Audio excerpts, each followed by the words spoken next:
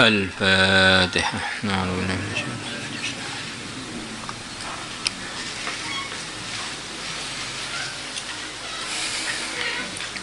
Bismillahirrahmanirrahim. Kemarin ada satu hadis ketinggalan. Wa an Ubadah bin Samit radhiyallahu anhu. Qal, beliau mengatakan, sami'tu, aku telah mendengar Rasulullah sallallahu alaihi wasallam yaqulu, beliau bersabda, ma min rajulin, tidak ada seorang laki-laki pun, yujrahu, yang dia dilukai, fi jasadihi, di jasadnya, jirahatan, dengan luka, jirahatan, dengan suatu luka, fayatasaddaqu biha, kemudian dia bersedekah, biha, dengan luka yang mengenai dia tadi, illa kafarallahu, kecuali pasti Allah akan menghapus, tabaraka wa ta'ala, tabaraka, maha berkah Allah, wa ta'ala, maha tinggi, anhu, dari yang menyedekahkan lukanya, tidak membalas, tidak mengambil tebusan, menghapus, mithlama, seperti perkara, tasaddaqa bihi, yang dia bersedekah, bihi, dengannya. Ini diantara maksudnya, kalau dia dilukai tangannya, umpamanya, kemudian dia mengikhlaskannya, maka dosa-dosa tangannya dimaafkan oleh Allah. Kalau dia ditempeleng, kemudian dia mengikhlaskan kezaliman yang terjadi pada muka dia itu, dosa-dosa dia yang dia gunakan pakai muka itu dimaafkan oleh Allah.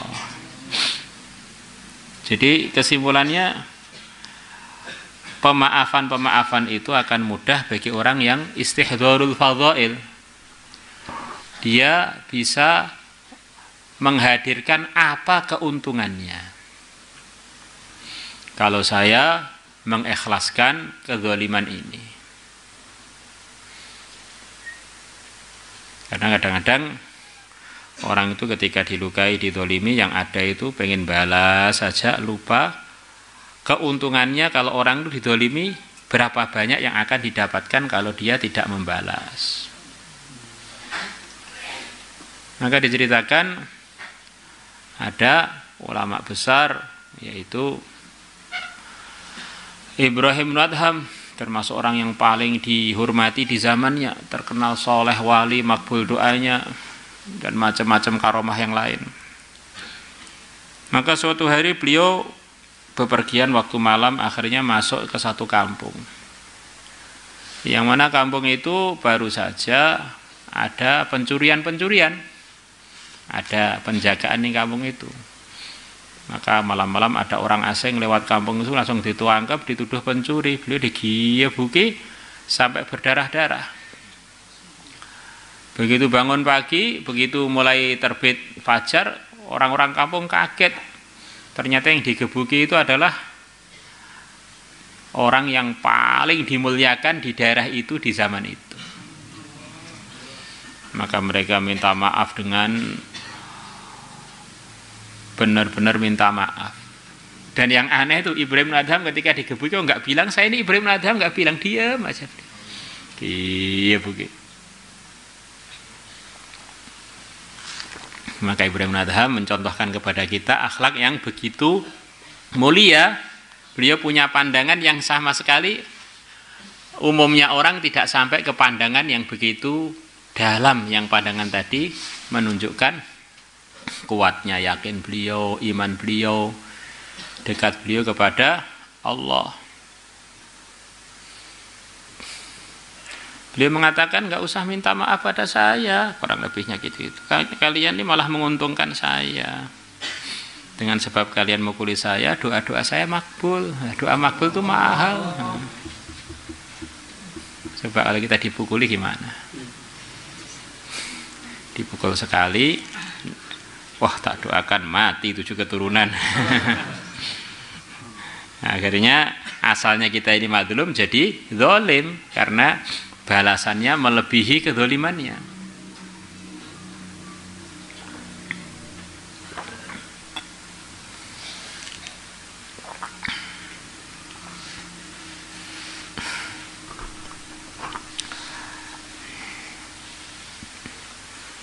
Maka keputusannya orang, akhlaknya seseorang di dalam kehidupannya ini dipengaruhi apa yang terbetik di hatinya.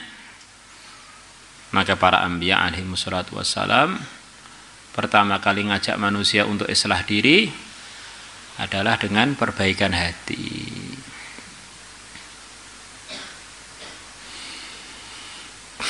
Bismillahirrahmanirrahim. Thawabus syafaqati 'ala ad-du'afa'i min khalqillah wa rahmatihim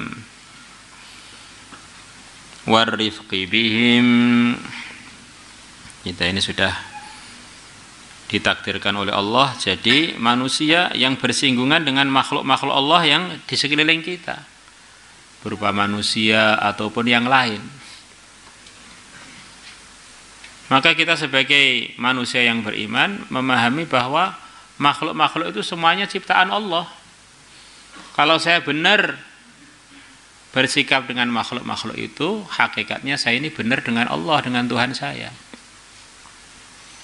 Sebaliknya kalau saya salah, saya ini salah dengan pemiliknya, yaitu dengan Allah, Tuhan saya. Maka orang-orang yang imannya benar, yaitu para nabi, para rasul, beliau-beliau ini begitu perhatian dengan makhluk-makhluk Allah sekelilingnya. Mereka bersikap dengan makhluk-makhluk itu dengan sikap-sikap yang sesuai apa yang diridhai oleh Allah.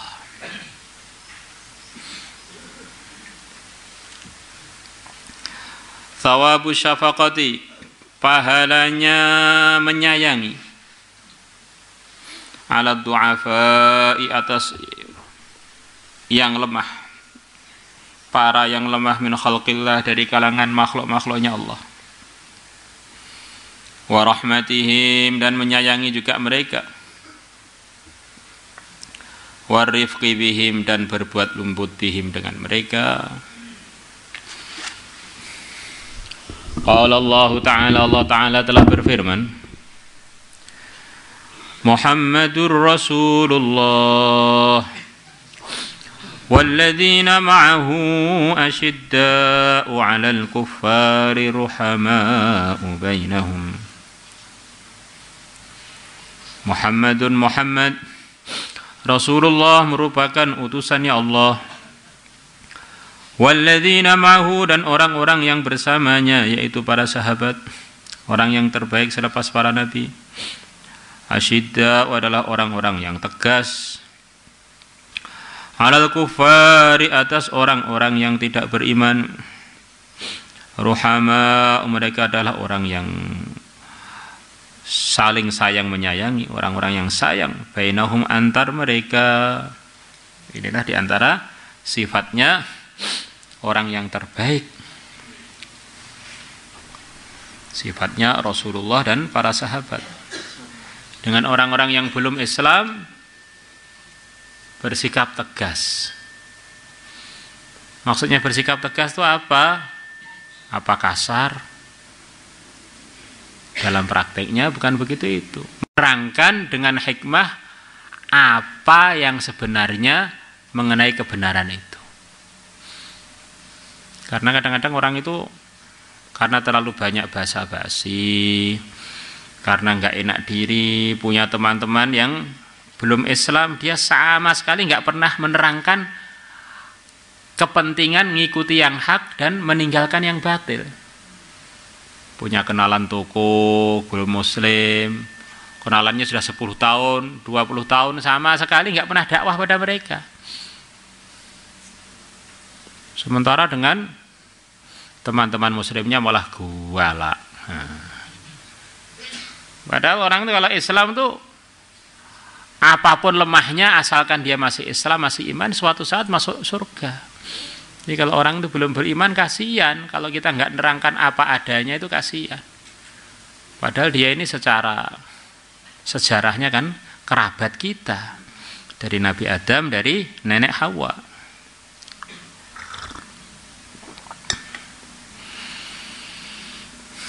Itu mungkin arti yang paling mudah dipraktekkan begitu itu. Asyidda 'alal kufar itu ya, kita perlu memberanikan diri dengan hikmah untuk menyampaikan kebenaran, untuk mengajak mereka mengikuti iman yang benar. Selepas kita menyampaikan, mereka dapat hidayah atau tidak itu bukan kekuasaan kita, tetapi kita sudah tidak disalahkan oleh Allah. Rabi' bin Amir datang ke kerajaan Persia dengan begitu sederhananya pakaiannya, sederhananya kudanya, sederhananya pedangnya. Tapi beliau sampaikan mengenai kebenaran Islam kepada penguasa-penguasa yang zahirnya begitu mewah, begitu kuat kekuasaannya, begitu mengerikan kekejamannya. Beliau dengan begitu tenangnya nyampaikan, ayo tak ajak ke Islam. Selain Islam itu sempit, Islam itu adil. Ayo ajak Islam, nanti kan dunianya longgar, akhiratnya longgar. Dan seterusnya. Ojo nyembah, jangan nyembah selain Allah, nyembah Allah. Manusia ini hambanya Allah, bukan hambanya Allah. Nah. Kadang-kadang kita ini kalau melihat orang kaya non muslim mobilnya Mercedes, itu sudah nggak pernah berani nyampaikan kebenaran, bahkan malah ngelamar kerja pada dia. Kan kasihan kan, kita sudah gerogoti dunianya, gerogoti hartanya, kita tidak sampaikan pentingnya surga untuk dia. Gara-gara malu yang bukan pada tempatnya atau takut yang bukan pada tempatnya. Tentu saja ini dengan hikmah. Dan ini terjadi, ini di mana-mana terjadi. Dan ini bukan sifat yang baik. Nah, kerjanya para nabi, para rasul kan dulu datang kepada orang-orang tidak beriman aslinya itu. Akhirnya mereka dikenalkan dengan begitu tegasnya Sayyidul Anbiya nyampaikan la ilaha illallah, qulu la ilaha illallah tuflihu. Tentu saja dengan hikmah.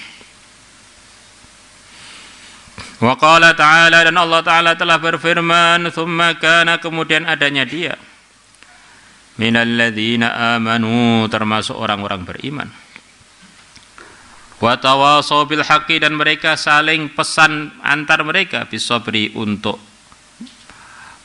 sabar. Jadi di dalam mencari ridha Allah, ketakwaan itu perlu ketabahan, kesabaran, ada ujian-ujian. Wa tawasaw bil marhamah, dan mereka adalah saling pesan antar mereka bil marhamati, dengan saling sayang menyayangi. Yang sayang pada teman muslimnya, yang sayang dengan saudara muslimnya, dan seterusnya. Ulaika, yang begitu itu, orang yang bersifat begitu itu, di antaranya iman dan tawasaw bis sabri, tawasaw bil marhamah. Ashabul maimanati adalah golongan kanan. Golongan kanan maksudnya gimana? Golongan surga. Golongan kanan maksudnya gimana? Orang-orang yang akan menerima catatan amal dengan tangan kanan mereka, akhirnya mereka pasti masuk surga. Ini diantara sifatnya orang-orang beriman yang diridhai oleh Allah. Dalam ayat yang barusan kita baca, sebetulnya itu meneruskan ayat sebelumnya, adalah saling pesan antar temannya, sabar, sabar, dunia sebentar, sabar, untuk mengamalkan agama, sabar, sabar, sabar. Tawasaw bil marhamah, usahanya itu adalah usaha untuk saling menyayangi, bukan saling ngompori, jadi provokator, manas-manasi temannya, malah diadu domba, adu manusia. Tapi kegiatan itu adalah tawasaw bil marhamah, menyebarkan pesan supaya antar umat Islam saling sayang menyayangi. Nah, kita ini hidup sekali ini bagaimana? Di antara yang perlu kita usahakan begitu itu. Usaha menyampaikan pentingnya saling menyayangi antar umat Islam, pentingnya saling wasiat sabar antar umat Islam. Wa an Abdullah bin Amr bin As radhiyallahu anhuma anna Rasulullah sallallahu alaihi wasallam beliau bersabda, ar-rahimun yarhamuhumur rahman, orang-orang yang sayang Yarhamuhumur Rahman Ar-Rahman, zat yang maha sayang akan menyayangi mereka. Jadi kalau kita ini pengen tahu saya ini disayang oleh Allah apa tidak, ya lihat hati kita. Kita ini sayang pada makhluknya Allah apa tidak. Kalau kita sayang, ini perlu kita syukuri. Berarti saya ini harapannya termasuk hamba Allah yang disayang oleh Allah. Kalau tambah sayang, begitu juga. Kalau paling sayang, ya paling disayang oleh Allah. Jadi kalau kita ini dengan hamba-hamba Allah itu cuek, bahkan tega, bahkan raja tega, ini ya Allah pun tidak sayang pada kita. Man la yarham la yurham. Maka di kalangan umat ini nggak ada orang yang lebih disayang oleh Allah melebihi Sayyidina Abu Bakar. Bahkan di kalangan seluruh umat. Kenapa? Karena beliau ini adalah umat Muhammad yang paling sayang kepada umat Muhammad. Jadi gelarnya Abu Bakar yang resmi, sifat dalam beliau itu yang disebutkan Nabi diantaranya adalah arhamu ummati bi ummati Abu Bakrin. Paling sayangnya umatku pada umatku adalah Abu Bakar. Jadi kalau orang itu sayang pada umat, disayang oleh Allah. Kalau paling sayang kepada umat, paling disayang oleh Allah. Maka kita ini hati-hati gunakan mulut kita, gunakan doa-doa kita. Ini untuk nyayangi makhluk atau untuk menghancurkan makhluk. Kalau menghancurkan makhluk, ya apa bedanya kita dengan iblis yang memang kerjanya siang malam adalah datangkan usaha, datangkan keburukan kepada anak Adam. Kadang-kadang orang tuh ngaji terbisi oleh demit. Saya ini pokoknya pengen daftar jadi wali, siapa aja nyaci saya sekali langsung lumpuh lidahnya. Gunjing saya yang kepleset pisang kepalanya pecah. Kok berani apa itu ngambil motor saya, lepas tangannya.